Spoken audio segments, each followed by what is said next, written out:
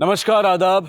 मैं Anoop Soni crime petrol सतर्क के ब्लैक हेडलाइंस अध्याय के आज के एपिसोड में आप सबका स्वागत करता हूं।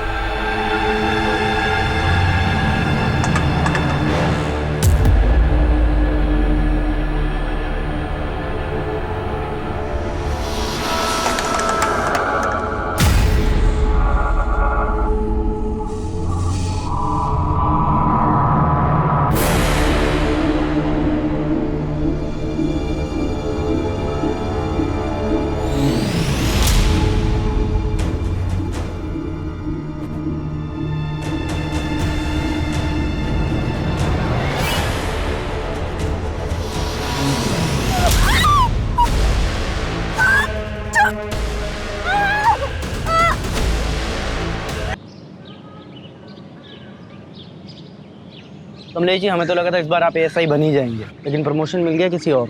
अरे भाई, जब हम पुलिस में भर्ती हुए थे ना, तभी हमको पता चल गया था ये पुलिस की नौकरी मतलब थैंकलेस काम है। हम ऐसा नहीं सोचते हैं। ये एसआई बनने में जो है रिपोर्ट लिखने का झंझट है। हमारे लिए फील्ड का काम अच्छा है। फील्ड में जाना, लोगों की मदद करना, और उसके बाद ना हम शांति से रिटायर होना चाहते हैं और अपनी बीवी के साथ चैन की जिंदगी काटना चाहते हैं। अरे भाभी जी, बहुत लंबी उम्र है आपकी। अभी कमलेश जी आप ही के बारे में बात कर रहे थे। अच्छा, ये लीजिए आपका टिफिन। इधर रख दो। हाँ, और अंदर रख दो। काहे के लिए परेशान होती हो रोज रोज? हैं, सुबह दे दिया करो ना हमको। सुबह सुबह हम जो टिफिन देते थे आपको, वो तो आप कभी खाते ही नहीं थे। कहते थे कि ठंडा खाया नहीं जाता, इसलिए गर्मा गर्म लेके आते हैं। तुमको भी रोज काम पे जाना होता है, इतना लंबा आती हो, थक जाती होगी। अरे चिंता मत करो, हम आपसे बहुत जवान हैं। मतलब हम बूढ़े हैं? नहीं, हमने कब कहा कि आप बूढ़े हो गए हो। आप तो हमारे गब्बर हैं। हम चलते हैं, तुरंत खा लीजिएगा। जी मैम। आप भी कुछ। अबे मियाँ बीवी की बातें सुनना अच्छी बात नहीं होती। आओ खाना खाते हैं। कमलेश जी, आप हो किस्मत वाले जो आपको इतना प्यार करने वाली पत्नी मिली। बेटा ट्रिक होती है, बीवी के लिए कभी कभी गिफ्ट लाया करो, बाहर ले जाया करो घुमाने के लिए। क्या मजाक मस्ती चलिए, चलने की तैयारी करो। कहाँ चलना है मनीष? मनीष सर, भूल गया? प्रमोशन हो गया है मेरा। जी सर। देख क्या रहे हो, मर्डर केस है। चलो। और चलो चलो चलो।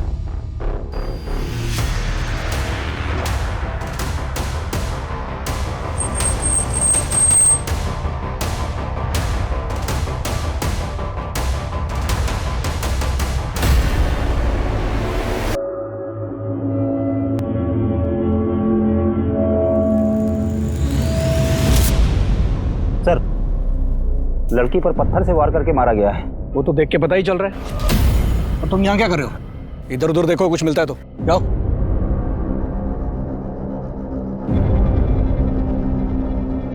लगता है सर रेप भी हुआ है। वो तो पता चल ही रहा है, कपड़े फटे हुए हैं इसके। जी सर, मैं इधर देखता हूँ कुछ। और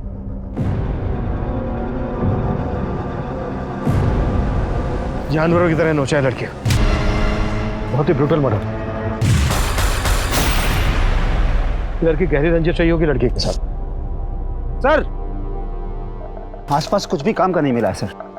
सर जारी रखो और लड़की की पहचान जल्द से जल्द करने की कोशिश करो। सबके काम में डिसाइड करूं या फिर आपस में डिवाइड कर लोगे? हो जाएगा sir. Good.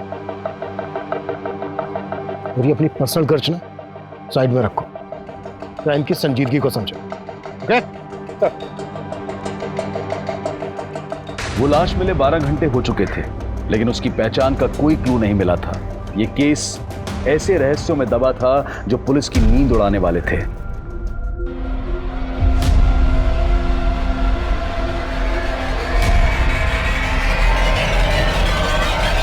Rarest of the rare rape case है सर। इसका न सिर्फ रेप किया गया है बल्कि ब्रूटली टॉर्चर भी किया गया इसको। इसकी लेफ्ट हैंड की ये चारों उंगलियां फ्रैक्चर्ड, गले पर बाइट मार्क्स हैं दोनों तरफ, और वैसे ही बाइट मार्क्स उसके चेस्ट पर भी हैं। शरीर को बुरी तरह से नोचा खरोचा गया है। गैंग रेप है डॉक्टर? नहीं सर, इसके शरीर से सिर्फ एक ही आदमी का डीएनए मिला है।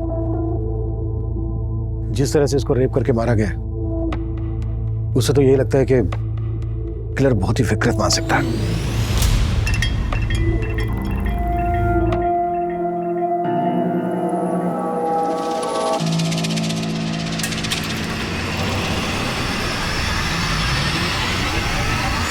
कौन है? डर गई क्या? हाँ, तुम पी के आए हो?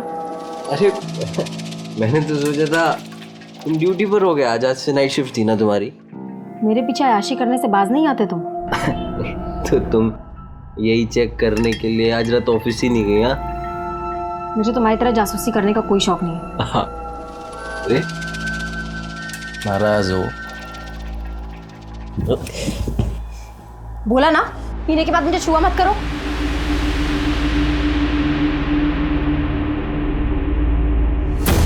समझती क्या है तू अपने आप को? हाँ, अगर इतना ही खलता हूँ तो शादी क्यों की मुझसे? इसीलिए तो पछता रही हूँ। सारी तो अब पछता। विक्रांत, क्या बात है? बड़ी फुर्सत में बैठे हो, कोई काम नहीं है क्या? रितु चाची, आप तो हमारे काम की हालत जानती है। प्रॉपर्टी में इतनी मंदी चल रही है कि सेल्स परचेस कुछ हो ही नहीं रही। अगर ऐसे ही चलता रहा ना तो दुकान का किराया निकालना मुश्किल हो जाएगा।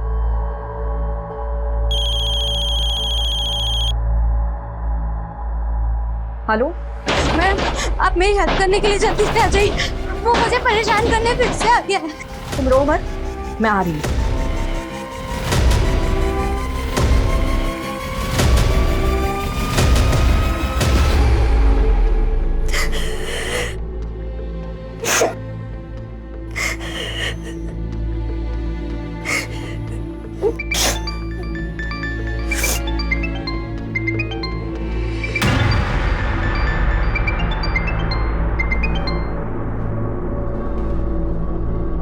हेलो हेलो सलोनी,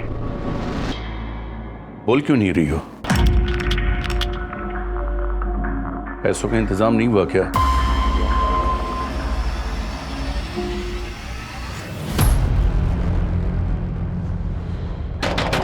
दरवाजे खोलो! दरवाजे खोलो! विजेता, हम हैं। ऋतुजा, खोलो। बेटा, ए, नाटक मत कर, समझी ना? अब भी तुम्हें एक घर को छोड़कर जाना पड़ेगा। अरे ऐसा कैसे घर छोड़ना पड़ेगा? ये सारी गलती आपकी है। हमारी? जी। अरे ब्रोकरेज के लालच में आकर आप ऐसी किराया दर दी हमको, जिसका रेप हो चुका था। इस लड़की का रेप हुआ है तो इसमें इस बेचारी का क्या दोष? एक बात कान खुलकर सुन लीजिए, एग्रीमेंट के लॉक इन टाइम तक आपने इसको जरा भी परेशान किया ना, अंदर करवा दूंगी। सर, मैंने केस सेक्स ऑफेंडर्स को राउंड अप किया है, सबका रिमांड चालू है, लेकिन किसी ने मुंह नहीं खोला है। जब तक इस लड़की की पहचान नहीं पता चल जाती तब तक ये केस आगे नहीं बढ़ पाएगा। सर, मैंने भी आसपास के थानों में पता किया, कहीं किसी लड़की की मिसिंग की कंप्लेंट नहीं मिली। तो हाथ पे हाथ रख के बैठ जाओ। नहीं सर, मैं सर्चिंग चालू है। सर, मैंने कमलेश को सुपरवाइज करने के लिए कहा, लेकिन उसने कोई अपडेट ही नहीं दिया। अगर वो अपडेट नहीं देगा तो तुम फोन करके उससे नहीं पूछोगे? नहीं सर, मैंने उसको फोन किया था, लेकिन सर उसने उठाया नहीं। हाँ कमलेश, बोलो। सर, मेघनगर के किराने वाले ने उस लड़की का फोटो आइडेंटिफाई किया है। वो लड़की उसी की दुकान से राशन खरीदती और पास में ही अपने पति के साथ किराए पर रहती है। हम वहीं जा रहे हैं सर। तुरंत एड्रेस भेजो, हम भी वहीं पहुंचते हैं। किशोर, गाड़ी निकलो। मनीष सर, जिन लोगों को राउंड अप किया है उगलवाओ उनसे।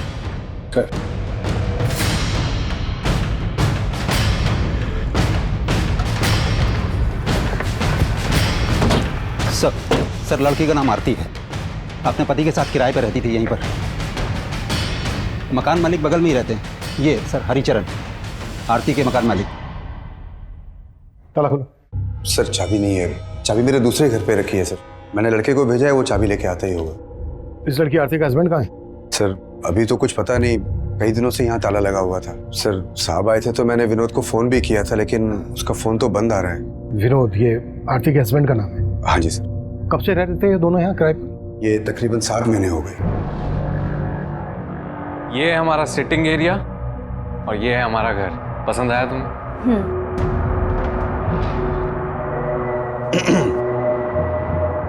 ये घर के एग्रीमेंट पेपर्स है, साइन कर लें। विनोद की पत्नी का इतनी बुरी तरह से रेप हुआ है, मर्डर हुआ है। विनोद गायब कहाँ है? उसका तो मुझे कोई आइडिया नहीं है सर। काम क्या करता था विनोद? विनोद कहता तो था कि मैं जॉब ढूंढ रहा हूँ, लेकिन वो दोनों बहुत ठाठ से रहते थे सर। देख करके कभी ऐसा लगा नहीं कि उनको कोई पैसों की कमी हो। आरती जल्दी करो, मूवी शुरू हो जाएगी। हमेशा लेट।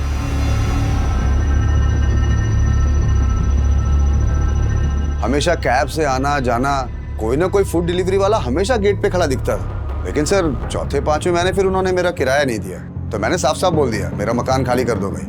तो आरती ने एक साथ 6 महीने का किराया मुझे दे दिया। पूरे 6 महीने के? जी। ये चोट कैसे लगी आपको? विनोद से कोई झगड़ा हुआ था क्या? नहीं, वो सर मुझे पूरा यकीन है वो कुछ छुपा रही थी। क्या छुपा रही होगी? Any idea? सर अब आइडिया तो नहीं है, लेकिन उनके रिश्ते अब पहले जैसे नहीं रहे थे।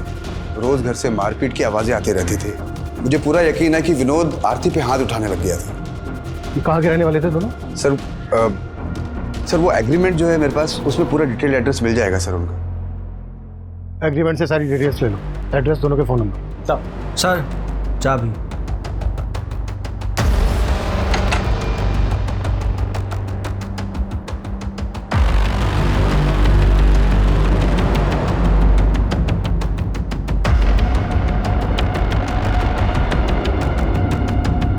पूरे घर की तलाशी लो, कुछ भी छूटना नहीं चाहिए।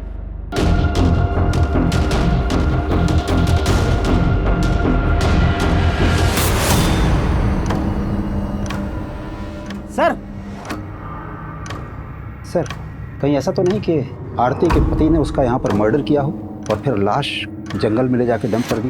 लेकिन लड़की के साथ इतना ब्रूटल रेप हुआ, वो यही हुआ होगा। किशोर, ये ब्लड सैंपल फोरेंसिक को भिजवा, पता करो कि ये ब्लड आरती का ही है। गुड जॉब कमलेश, तुमने काफी जल्दी लड़की की पहचान पता कर ली। सर ये एग्रीमेंट आरती के पति विनोद के नेटिव एड्रेस। हो सकता है विनोद यहीं जाकर छुपा हो, चल के पता करते हैं। किशोर, तुम आरती और विनोद के बारे में पता करो। क्या वाकई में उनका रिश्ता इस हद तक पहुंच गया था कि विनोद ने अपनी पत्नी के साथ इतनी बुरी तरह से रेप किया, मर्डर किया, या फिर कहानी कुछ और है?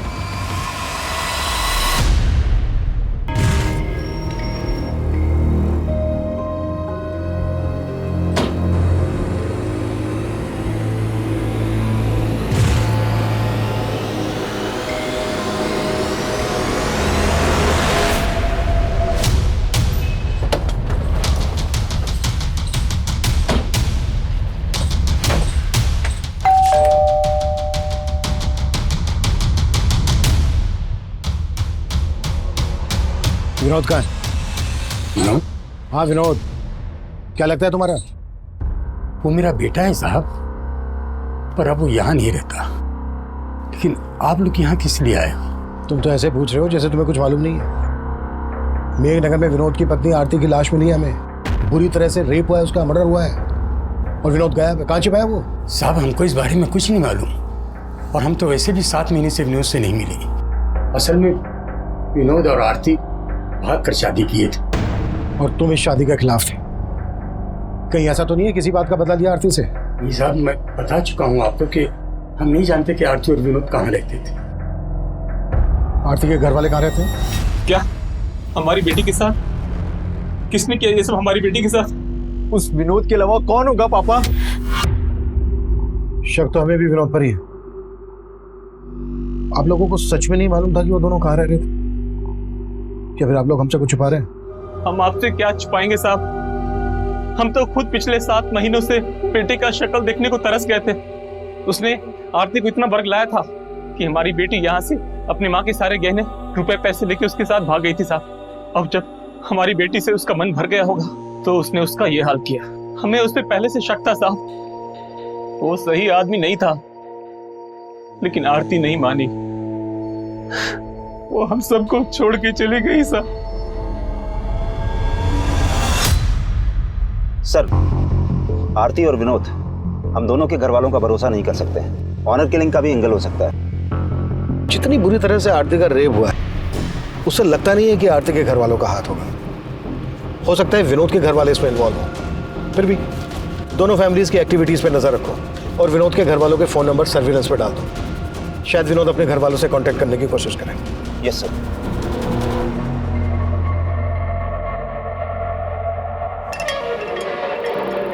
आकाश, ये तुमने ठीक नहीं किया। मुझसे बिना पूछे मेरी 7 लाख की एफडी तोड़वा दी। अकाउंट हम दोनों के नाम से था, उसमें मेरे भी पैसे थे। तुम्हारे सिर्फ 1.5 लाख रुपए थे। मुझे मेरे पैसे वापस चाहिए। वो पैसे मैंने इन्वेस्ट कर दिए। क्या? मुझसे बिना पूछे मेरे पैसे इन्वेस्ट कर दिए?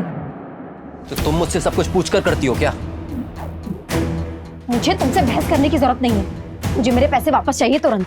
मैंने बोला ना तुमसे, वो पैसे मैंने इन्वेस्ट कर दिए हैं। कहाँ इन्वेस्ट कर दिए पैसे?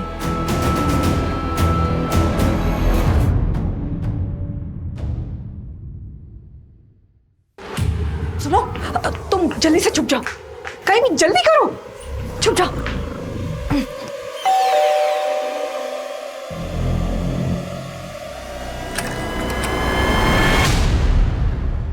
ऋतुजा, मुझे दोबारा से जाना है।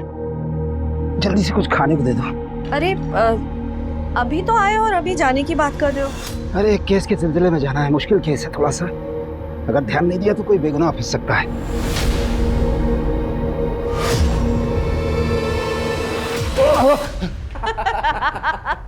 देखा मम्मी, पुलिस वाले भी डरते हैं। आप डर गए ना पापा?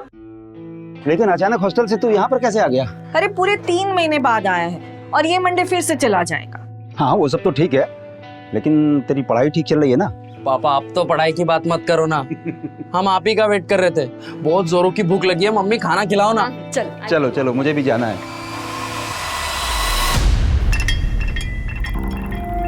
तो तुम मेरा पीछा कर रहे हो? सलोनी, तो मेरी बात सुनो सलोनी। मैंने कुछ ज्यादा गुस्से में बात करी। घर चलो आराम से, मैं तुमको एफडी के बारे में सब मुझे बता। तुमसे बात ही नहीं करनी है। अरे मेरी चलो। सर, आरती का फोन 7 सितंबर की रात करीब 10 बजे मेघनगर में बंद हुआ था और वहीं हमें आरती की लाश मिली थी। पोस्टमार्टम रिपोर्ट के मुताबिक कोई 10 बजे के आसपास आरती का मर्डर हुआ था। उस वक्त विनोद का फोन का एक्टिव था? सर, विनोद का फोन उस वक्त उसके घर वाले एरिया में एक्टिव था। विनोद का फोन 8 सितंबर की रात को बंद हुआ था। 8 सितंबर की रात को, यानी आरती के मर्डर के लगभग 24 घंटे बाद तक विनोद का फोन एक्टिव था। हाँ सर, मैंने आरती और विनोद दोनों के कॉल रिकॉर्ड्स चेक किए, उसमें एक कॉमन नंबर मिला है। किसका नंबर है? सर, वो इस सिकंदर नाम के आदमी का नंबर है। आरती और विनोद दोनों की इससे बातचीत होती थी। सर, सिकंदर ने ही आरती को आखिरी बार कॉल किया था और हत्या वाली रात क्राइम सीन पे इसका नंबर भी एक्टिव था।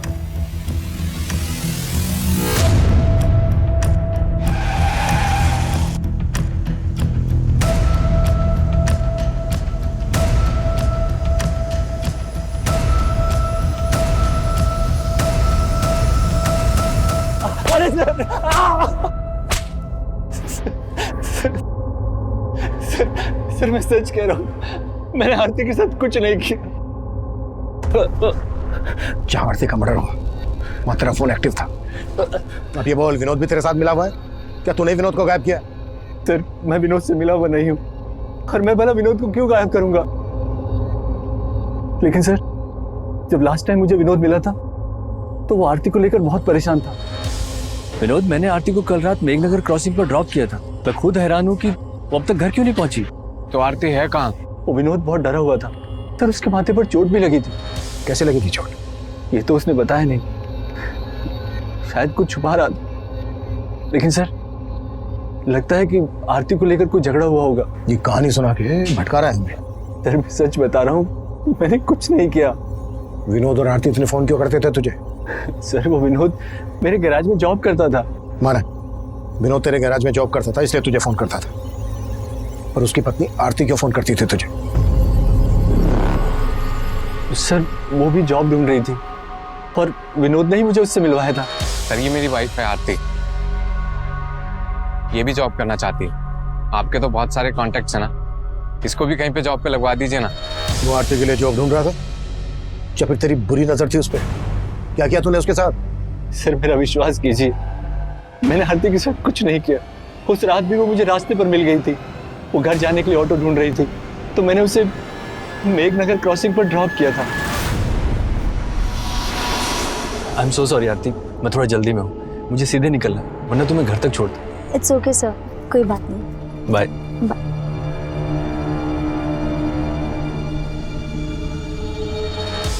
उसके बाद क्या हुआ मुझे कुछ नहीं पता सर। ये कहानी बनाना बंद कर, 5 मिनट के बाद सब हो जाएगा।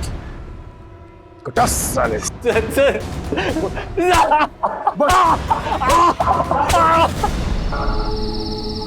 ऑटो ऑटो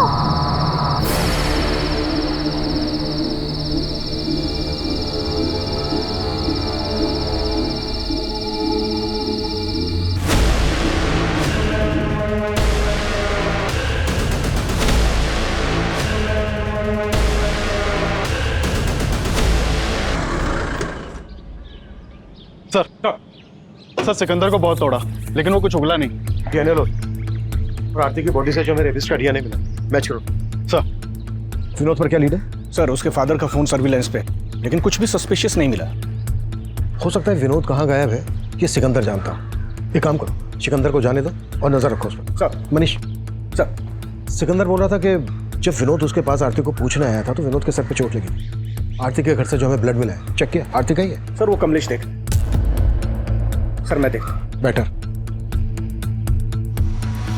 तो ब्लड की फॉरेंसिक रिपोर्ट आ गई है। आरती के घर जो खून के धब्बे मिले थे वो आरती के ब्लड ग्रुप से मैच नहीं कर रहे हैं। विनोद पर क्या रिपोर्ट है? सर विनोद की तो कोई लीड नहीं मिली, लेकिन मैंने आरती के घर वालों की एक्टिविटीज चेक की। जिस दिन आरती की हत्या हुई थी उस दिन आरती के फादर और उसका भाई, इन दोनों का फोन आरती के घर वाले एरिया में एक्टिव था।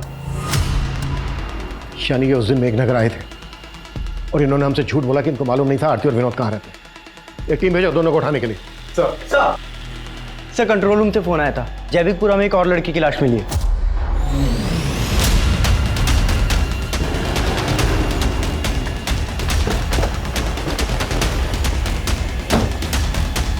पीछे हो जाओ।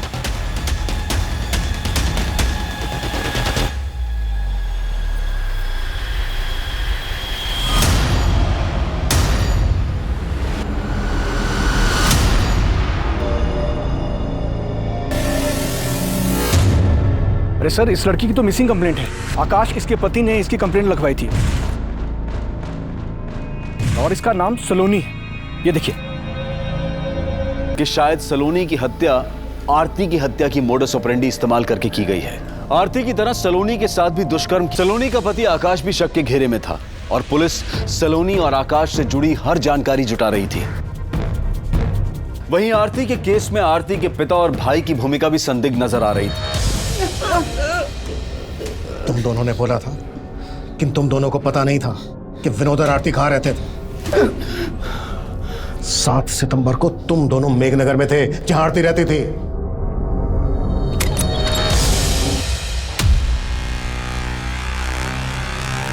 अंदर देखो। आरती, आरती। पापा अंदर भी नहीं है आरती। कहाँ है आरती? आरती नहीं है यहाँ पापा। पापा इससे जारी जोड़ेगा? मार के खत्म कर देंगे। मार देंगे। मार।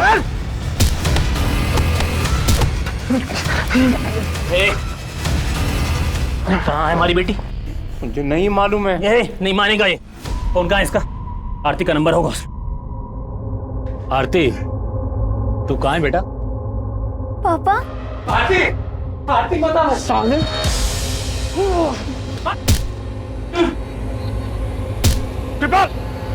रुक जा बेटा। उसको चोट बहुत लग गई थी, हम लोग घबरा गए थे और हम दोनों वहां से चले गए थे साहब। ऐसे नहीं उगलेंगे दोनों। कटस! इन पे ऐसे भरोसा नहीं कर सकते। इनका भी डीएनए लो और एपिस्ट के डीएनए से मैच करवाओ। हाँ मनीष बोलो।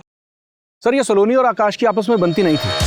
पड़ोसियों ने कहा कि वो आपस में काफी झगड़ा करते थे और उसी की एक कुलीग ने कहा कि वो तो अपने पति से डाइवोर्स लेने तक की बातें कर रही थी। सर ये क्या बोल रहे हैं आप? सर झगड़े किन मियां बीवी के बीच में नहीं होते। ड्रामा बंद करिए सब पता है हमें। सलोनी की हत्या से 3 दिन पहले तूने तेरी और सलोनी की 7 लाख की एफडी तोड़वाई थी। और क्या क्या किया तूने, अब ये तो हमें बता। सर मैं सच कह रहा हूँ, मैंने कुछ नहीं किया। जरूर इस सब में उसके चाचा का हाथ है। वो उससे 12 लाख रुपए मांग कर उसको टॉर्चर कर रहे थे सर। क्या? जी सर, सलोनी के पेरेंट्स की डेथ के बाद सलोनी के चाचा ने उसके घर पर कब्जा कर लिया था और उसे 12 लाख की मांग कर रहे थे कि अगर वो 12 लाख रुपए दे दे तो वो घर छोड़ देंगे। और सलोनी पैसा देने के लिए तैयार भी हो गई थी, इसलिए मैंने वो एफडी तोड़वाई थी सर। मुझे तुमसे बहस करने की जरूरत नहीं है, मुझे मेरे पैसे वापस चाहिए तुरंत।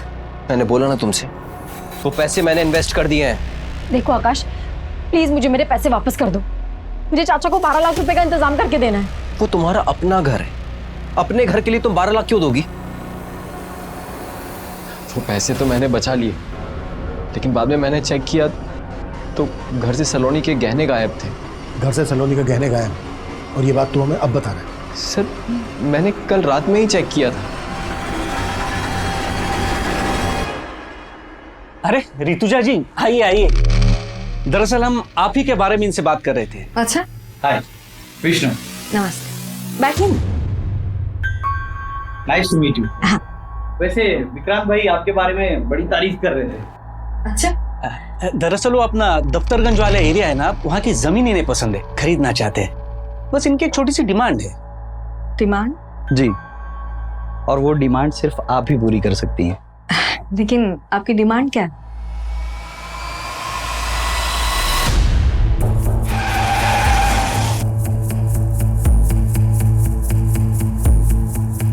सर ये सलोनी का पति ना बकवास बातें कर रहा है। लेकिन ये घर तो सलोनी के पिता के नाम पे था ना, तो उनके मरने के बाद लीगली ये घर सलोनी का होगा। आप यहाँ क्या कर रहे हैं? मैं यहाँ क्या कर रहा हूँ? अरे हम यहाँ पे रह रहे हैं, इसका मतलब ये नहीं है कि हमने कब्जा कर लिया है। लेकिन सलोनी के ना रहने से कब्जा तो आप ही का होगा ना? सर आपके कहने का मतलब क्या है कि हमने सलोनी का हत्या करवा दिया? ऐसा हो भी सकता है। वैसे सलोनी से 12 लाख किस बात के मांग रहे थे आप? सर सलोनी के पिता की तबीयत हमेशा खराब रहती थी और उनकी बीमारी का सारा खर्च हमने उठाया था, और इसीलिए मैं सलोनी को बार बार फोन करके ये बताया करता था कि मेरे 12 लाख मुझे लौटा दो और ये घर का कब्जा ले लो, और वो तैयार भी थी मुझे पैसे देने के लिए। लेकिन उसका पति ना, मैं जानता हूं, वही उलूल जुलूल की बातें आप लोगों के कान में फूंक रहा है। उसका हिसाब हम कर लेंगे। आपको हमारे साथ चलना होगा, आपका भी डीएनए होना है। मेरा? सर सलोनी का पोस्टमार्टम रिपोर्ट मैंने बहुत ही क्लोजली एग्जामिन किया है, और आरती और सलोनी के दोनों की हत्या में एक ही जैसी सिमिलैरिटीज हैं। जैसे सर पे पत्थर मार करके इनकी हत्या की गई, उसके अलावा लेफ्ट हैंड की चारों उंगलियां फ्रैक्चर्ड हैं और एक ही तरह से इनके जिस्म को नोचा गया है। और फिर ये गर्दन पर बाइट मार्क्स। डॉक्टर, सलोनी की बॉडी पे जो रेपिस्ट का डीएनए मिला है, वो डीएनए आरती की बॉडी पे मिले डीएनए से मैच करता है क्या? सर वो तो डीएनए रिपोर्ट आने के बाद ही क्लियर हो पाएगी। और मेरा मानना है सर कि दोनों का रेपिस्ट और कातिल एक ही आदमी है। वो इसलिए क्योंकि अगर आप गौर से देखें तो इन दोनों के गर्दन पे जो ये बाइट मार्क्स हैं बिल्कुल एक जैसे हैं। इसका मतलब आरती के रेप और मर्डर के लिए हम जिन लोगों पर शक कर रहे हैं वही सलोनी के रेप और मर्डर के सस्पेक्ट है। कमलेश सर, चेक करो, ये आरती और सलोनी एक दूसरे को जानती थी क्या? इन दोनों में कुछ कॉमन कनेक्शन है क्या? काफी कोशिशों के बावजूद पुलिस को सलोनी और आरती के बीच में कोई कॉमन कनेक्शन नहीं मिल रहा था, लेकिन यह साफ लग रहा था कि इन दोनों लड़कियों के साथ दुष्कर्म करने वाला और उनकी हत्या करने वाला आदमी एक ही था। देखते ही देखते इन दोनों केसेस ने पूरे क्षेत्र में हड़कंप मचा दिया। विमेन सेफ्टी को लेकर पुलिस पर सवाल उठने लगे, और इसी दौरान कुछ ऐसा हुआ जिसने पुलिस को फिर से हैरान कर दिया। कमलेश, कहां था तू? ये टाइम है आने का? रो क्यों रहा है? मनीष, क्या हुआ? ऋतुजा का कुछ पता नहीं चल रहा है यार। हमारी पत्नी कल रात से गायब कैसे? कमलेश, कुछ मालूम नहीं चल रहा है सर। रोज की तरह रात को घर पहुंचा तो ऋतुजा घर पर नहीं थी सर। नॉर्मली 6-7 बजे तक घर पहुंच जाती है। इधर हमने इंतजार किया लेकिन वो आई नहीं। फिर हमने उसके पार्टनर विक्रांत को फोन लगाया सर। विक्रांत, ऋतुजा अभी तक घर नहीं पहुंची है। तुमसे कुछ बोल के गई है क्या? वो तो शाम को 5:30-6 बजे के आसपास ही दुकान से निकल गई है। सर रात भर ढूंढते रहे लेकिन कुछ। कमलेश, ये बात तुमने हमें रात ही क्यों नहीं बताई? सर हमें लग रहा था कि मिल जाएगी, लेकिन अब कुछ समझ में नहीं आ रहा है सर। कमलेश, हिम्मत रखो, हम ढूंढ लेंगे तुम्हारी पत्नी ऋतुजा को। सर,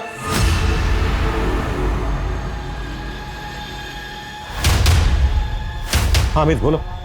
हाँ सर, वो आरती के पति विनोद का फोन कानपुर में ऑन हुआ था। कानपुर पुलिस से कांटेक्ट करो, इसकी अपडेट दो, शायद वहां से हमें कोई लीड मिल जाए। सर,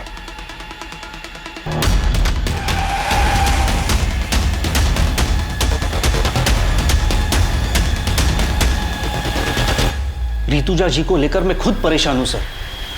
मुझे समझ में नहीं आ रहा कि वो कल रात घर क्यों नहीं गई। कल ऋतुजा जी कितने बजे निकली थी यहाँ से? करीब 5:30 बजे। विक्रांत, वो राजीव नगर वाला घर अगले महीने खाली हो रहा है, तो उसके लिए किराएदार ढूंढना है। हम चलते हैं, बाकी की बात सुबह करेंगे। और उन्होंने आपको बताया था कि वो कहाँ जा रही हैं? नहीं सर, बताया तो नहीं था, लेकिन मुझे तो लगा कि वो घर ही गई होंगी। आपको किसी पे शक है? शक तो नहीं है सर, लेकिन हाँ, एक बात थी जो मैं कमलेश जी को फोन पे बताना भूल गया। कैसी बात? सर, कल एक विष्णु नाम का आदमी आया था। हमारा दफ्तरगंज वाला एरिया है, वहां की जमीन खरीदनी थी उसे, लेकिन उसकी एक डिमांड थी जो ऋतुजा जी को पसंद नहीं आई। आपकी डिमांड क्या है? एक्चुअली ऋतुजा जी, वो जो जमीन है उसके एकदम पास एक छोटी सी जमीन का टुकड़ा है जहाँ पे कुछ झुग्गी झोपड़ियाँ भी है। मैं चाहता हूँ कि वो जमीन का टुकड़ा हमें मिले। वो जमीन उन आदिवासियों की है, आपको कैसे मिल सकती है? तो उनको कुछ पैसे दे देंगे ना, इसमें कौन सी बड़ी बात है। देखिए, हमें वो जमीन का टुकड़ा चाहिए और हम जानते हैं कि वो काम सिर्फ आप करवा सकती हैं। वैसे भी आपके पति तो। उठ जाइए, उठ जाइए और निकलिए यहाँ से। आप बदतमीजी कर रही हैं। तो क्या हाथ उठा के बात करें? ऋतुजा जी ने जिस तरह उसे भगा दिया, हो सकता है उसी ने उसका बदला लिया हो। कौन था ये आदमी? इसका कुछ नाम एड्रेस मालूम है आपको? हाँ सर, बताएं। सर, कमलेश जी की बीवी ऋतुजा का फोन कल रात हरिनगर एरिया में बंद हुआ था। कमलेश से पूछो कि हरिनगर में उसकी जान पहचान वाला कोई रहता है क्या? सर, हमने कमलेश जी से बात की है, उनका कहना है कि वहाँ उनका ऐसा कोई भी नहीं रहता जहाँ ऋतुजा जा सके। तो पूरे हरिनगर में अच्छे से पूछताछ करो। सर, एक तरफ हेड कांस्टेबल कमलेश की पत्नी ऋतुजा की तलाश की जा रही थी, तो विनोद को भी एक प्राइम सस्पेक्ट मानकर ढूंढा जा रहा था। दोनों क्राइम सीन्स के एरिया के आसपास मौजूद कई सीसीटीवी फुटेजेस को लगातार खंगाला जा रहा था। वहीं ऋतुजा के पार्टनर विक्रांत के बयान के आधार पर अब विष्णु बिष्ट को भी तलब किया गया। सर, ऋतुजा जी ने जब मना किया तो मैंने बात वहीं खत्म कर दी। बात खत्म नहीं हुई, ऋतुजा ने जलील करके निकाला था तुझे, बुरा तो लगा। सर, लगा था, लेकिन मैं वहां पे अपनी मर्जी से नहीं गया था। मुझे विक्रांत ने फोन करके बुलाया था। विक्रांत ने? जी। उन्होंने कहा था कि ऋतुजा मेरा काम करवा देगी, लेकिन उसने तो उसके मुंह के सामने ही मना कर दिया। फिर मैं वहां से चला गया। तो हरिनगर के जंगल में कमलेश की बीवी ऋतुजा की लाश मिली है।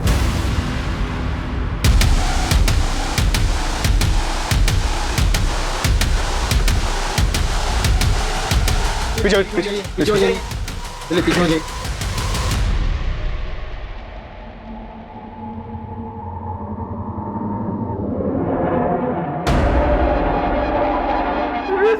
डॉक्टर का कहना था कि सलोनी और आरती का किलर एक ही हो सकता है। और अभी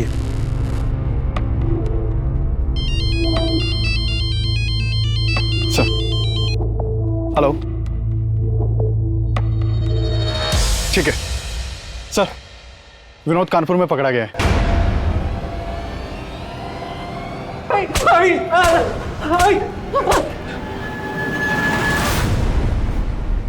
सर, मैं आरती से बहुत प्यार करता था, मैंने कुछ नहीं किया है।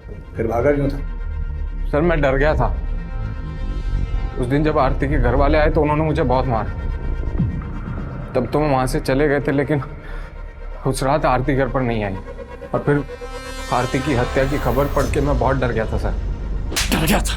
अगर डर गया था तूने कुछ नहीं किया तो डरने की क्या जरूरत है? सर, मुझसे गलती हो, पैसों की तंगी में मैंने आरती की लाइफ बर्बाद कर दी। पैसे की तंगी? तो कहना क्या चाहता है?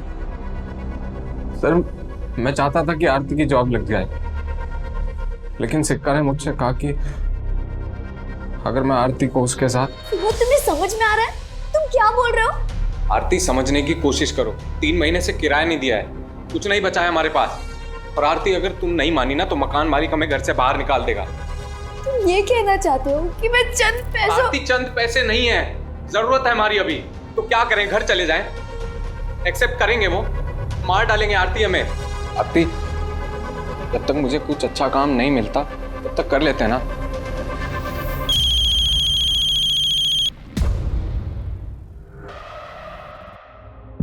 हेलो आरती, तू कहाँ है बेटा? पापा। आरती, आरती बता साले।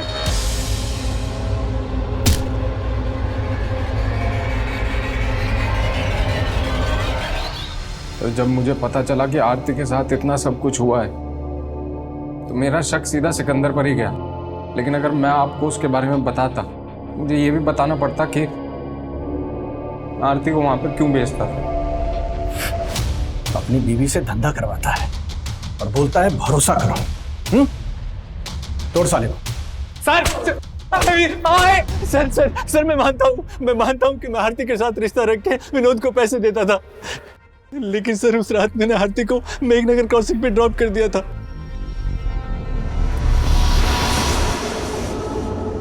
उसके बाद आरती के साथ क्या हुआ मुझे सच में कुछ नहीं मालूम सर।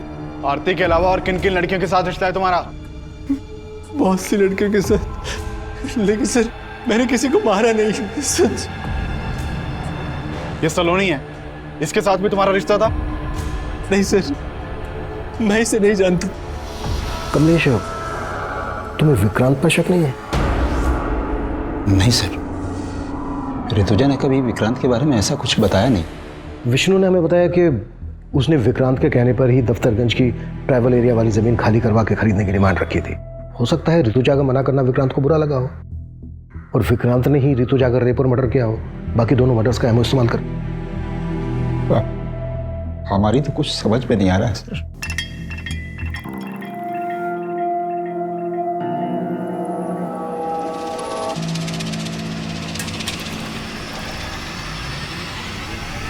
सर मैंने दोनों क्राइम सीन के आसपास की सीसीटीवी फुटेज चेक की, उसमें एक कॉमन आदमी नजर आया है। ये देखिए सर, ये आदमी मेघनगर में आरती के पीछे जाता हुआ दिख रहा है और जैविकपुरा में सलोनी के पीछे है। कौन ये आदमी? सर खबरियों से पता लगवाया मैंने, ये एक चरसी है, नशे के लिए चोरी लूट करता है, हमने इसे उठवा लिया है। सर मैंने किसी को नहीं मारा सर। सर मामूली सा चोर हूँ सर, रेप नहीं किया सर मैंने। ये सब मैंने कुछ नहीं किया सर। कुट्टो। सर नहीं। सर वो चरसी भी कुछ नहीं हुआ है। उसका बढ़िया ले लो और ऋतुजा के मर्डर के दौरान कमलेश की एक एक एक्टिविटीज चेक करो। सर किशोर, तीनों विक्टिम्स का कातिल अभी तक पकड़ा नहीं गया है। वो जल्द से जल्द हमारी गिरफ्त में होना चाहिए, इससे पहले कि वो किसी और को अपना शिकार बनाए।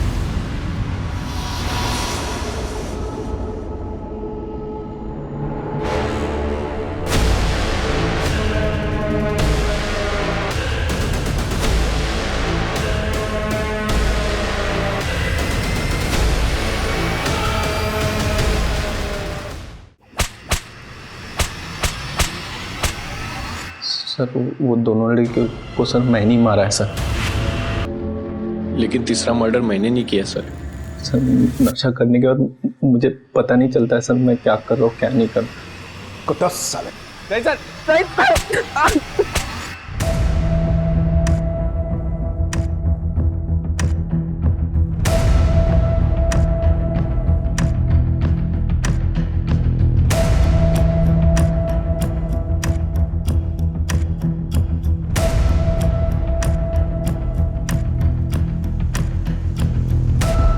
सर आप कहना क्या चाहते हैं? हमने वो मर्डर? हाँ यही कह रहा हूं मैं, वो मर्डर तुम ही ने किया। सर ऋतुजा हमारी बीवी थी, आप जैसा सोच रहे हैं वो गलत है। पिछले 25 सालों से पुलिस की नौकरी कर रहे हैं, आज तक वर्दी पर दाग नहीं आने दिया है। कमलेश ये किताबी बातें बंद करो। तो आप भी फैक्ट रखिए ना सर। हमें फंसाने की साजिश हो रही है सर। कैसे साजिश? जो भी कहना चाह रहे हो खुल के बोलो। हम कुछ नहीं कहना चाहते सर। अगर आपको लगता है कि हम कातिल हैं तो प्रूव करके दिखाइए।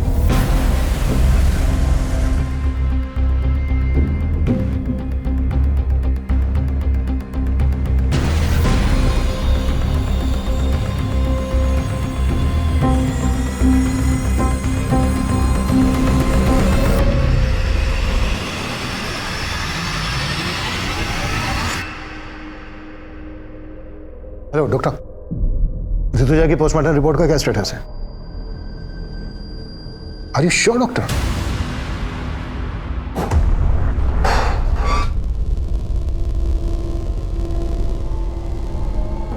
सर क्या है ये सब? इतने सालों काम करने की। तुम प्रूव करने की बात कर रहे थे ना, अब हम प्रूफ के साथ आए। कहना क्या चाहते हैं आप? वो ये कि तुम्हारी पत्नी ऋतुजा की बॉडी पे जो खरोंच के निशान मिले हैं वो आरती और सलोनी की बॉडी पे मिले खरोंच के निशान के जैसे तो हैं, लेकिन एक ही आदमी ने नहीं बनाए। हाँ, कुछ समझा नहीं। ऋतुजा की बॉडी पर खरोंच के निशान पर्पसली बनाए गए, वो भी तब जब वो मर चुकी थी। उसके मरने के बाद आरती और सलोनी की बॉडी पर जो खरोंच के निशान मिले हैं वो तब बने जब वो जिंदा थी। अभी बात हुई मेरी डॉक्टर से। डॉक्टर का कहना है कि ऋतुजा के गले पे जो बाइट मार्क है वो आरती और सलोनी के गले पे मिले बाइट मार्क से बिल्कुल अलग है, मतलब अलग आदमी का है। डॉक्टर ने यह भी बताया कि ऋतुजा का रेप नहीं हुआ था, जबकि आरती और सलोनी का रेप हुआ था। आरती और सलोनी के केस का एमओ ऋतुजा के मर्डर करने के लिए इस्तेमाल किया गया है। अब सवाल यह बनता है कि आरती और सलोनी के केस के एमओ की बारीकी हमारी टीम और पोस्टमार्टम डॉक्टर के अलावा किसी और को तो मालूम नहीं थी। हमने ना ही किसी अखबार में दिया, ना ही सोशल साइट पर। यह एमओ कुछ ज्यादा ही परफेक्टली इस्तेमाल किया गया, इसलिए हमें तुम पर शक हुआ। और हमने जब तुम्हारे घर पे नजर रखी तो हमें कलसी नाम की लड़की के बारे में पता चला। रिश्तेदार है ना तुम्हारी। हमने कलसी और तुम्हारे बेटे सरंत दोनों को उठवा लिया। सर, हम और सारंत एक दूसरे को बचपन से जानते हैं। हम अपनी सारी प्रॉब्लम्स हमेशा सारंत के साथ ही शेयर करते थे और हमें पता ही नहीं चला कि हम कब एक दूसरे के करीब आ गए।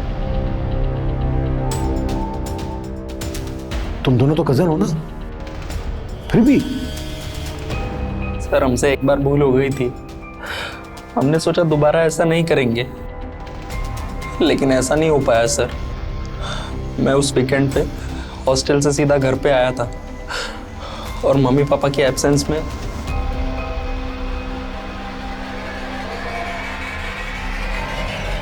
सारंग, बेशरम, ये क्या कर रहा है तू? और तू शर्म नहीं आई तुझे? हाँ, कजिन हो तुम उसकी, बड़ी बहन हो, शर्म नहीं आई? चाची माफ कर दो गलती। अरे क्या माफ कर दो? क्या माफ कर दो तुझे? और तू ना, तेरे को तो क्या करूं मैं? तेरी वजह से सब हुआ है। तू निकल। क्या किया?